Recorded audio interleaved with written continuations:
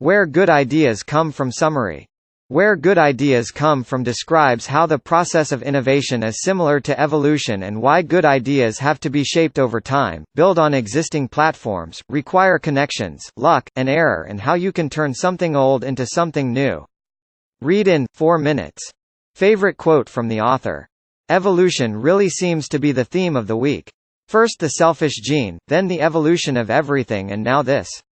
I had no idea this book would draw so many parallels between the concepts found in biological evolution and how innovative ideas make their way into reality, since it was very much an impulse read. I'm glad though, because after reading about evolution so much, this made a lot more sense. Author Steven Johnson has written 9 books, frequently contributes to The New York Times, The Wall Street Journal and The Financial Times, has founded several startups and now runs a TV show about innovation named after one of his many bestsellers, How We Got to Now. Here are 3 lessons from one of his most popular books to help you come up with more great ideas yourself. Platforms function as springboards for innovations. You can make lucky breaks more frequent by sharing your ideas with others. Look at old things and think about how you can make them useful again.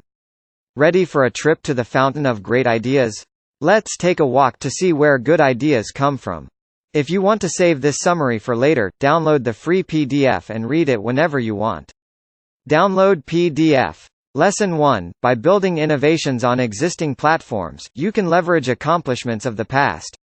In ecology, there's the concept of keystone species. Imagine there's a small forest close to your hometown, which hosts almost no predators. This is a great environment for small mammals like rabbits or rodents, and chances are their population will grow fairly quickly. However, exponential population growth among just one species usually leads to a scarcity of resources quite fast. If the rabbits eat all the plants, there'll soon be nothing left. If you dropped off just 3 wolves in the forest, they'd take care of the problem by diminishing the rabbit population back to a healthy level, and plants and other species can grow back, forming a more natural equilibrium of the forest's ecosystem. In this case, the wolves would be the keystone species, because they are of crucial importance to the well-being of the ecosystem as a whole. Basically, the wolves are a platform for many other species to thrive on. In innovation, the same thing happens. For example, when the GPS, short for Global Positioning System, was released for public use after being developed by the military, many products started to rely on GPS to make new things possible: car navigation systems, Google Maps, restaurant review apps, and, most recently, Pokémon Go.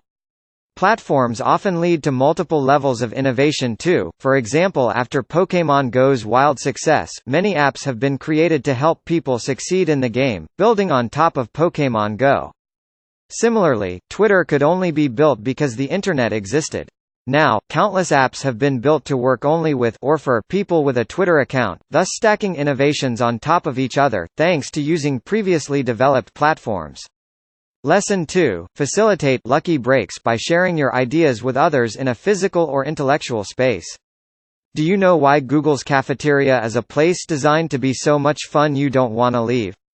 It's so you stick around, talk with people and come up with great ideas. When creative people hang around with each other, good things are bound to happen. The more ideas collide, the more lucky breaks will happen, where sudden insights take innovations to the next level. For the same reason, innovators like Charles Darwin or Benjamin Franklin like to work in something Johnson calls slow multitasking mode. In this mode, they worked on several projects simultaneously, but switched only occasionally. For example, if you work on your blog for 4 weeks straight and then switch to an art project for 2 weeks, you'll still get a lot done, but can transfer your learnings from one to the other. The other project will stay in the back of your mind, allowing you to subconsciously make new connections. But remember, just working on your ideas all by yourself all the time will eventually make you turn around in circles, so be sure to openly share your ideas with others frequently, and you'll break through mental blocks much faster. Lesson 3. A great way to innovate is to take something old and tinker with it to see if you can make it useful again. In biology, there's something called exaptation. It means a feature that was originally developed to serve one specific purpose is now being used in a completely different context. For example, birds evolved to have feathers in order to be able to regulate their temperature. They can expose their heads and feet to cool down or hide them beneath their feathers to stay warm. But what are birds most popular for? Flying. Of course they could never do it without their feathers, but funnily, that's not what they developed them for. Ideas are often repurposed too. Trying to give something old a new use is one of the best ways to come up with good ideas. The World Wide Web was originally just a network for scholars to get easier access to research material. But when people discovered it'd come in handy for shopping, an entirely new use of the network was found. Johannes Gutenberg based his printing press on something that was over 1,000 years old at the time, the wine screw press. As it turned out, the ancient tool used to squeeze juice out of grapes was just as suited to press metal-type pieces covered in ink on flat paper surfaces, and voila, the way is paved for modernity to flourish. So the next time you come across something old and seemingly useless, stick with it for a while and think about if you could make it useful in an entirely new way. Where good ideas come from review. I really like the main analogy where good ideas come from works with. It feels natural to describe innovation this way, because it's, well, based on nature. A really interesting concept, I recommend you give it a go. Read full summary on Blinkist >.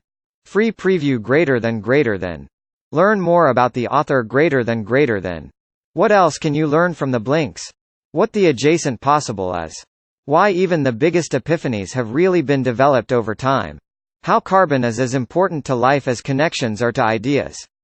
The different effects collaboration and competition have on ideas. Why it's important to have chaos in your brain. How important inexplicable errors are when trying to innovate. Who would I recommend the Where Good Ideas Come From summary to? The 31-year-old microbiologist, who stares through a microscope all day and often skips his coffee break, the 45-year-old app developer, who's really frustrated because she can't seem to come up with a great app from scratch, and anyone who recently threw away an old smartphone.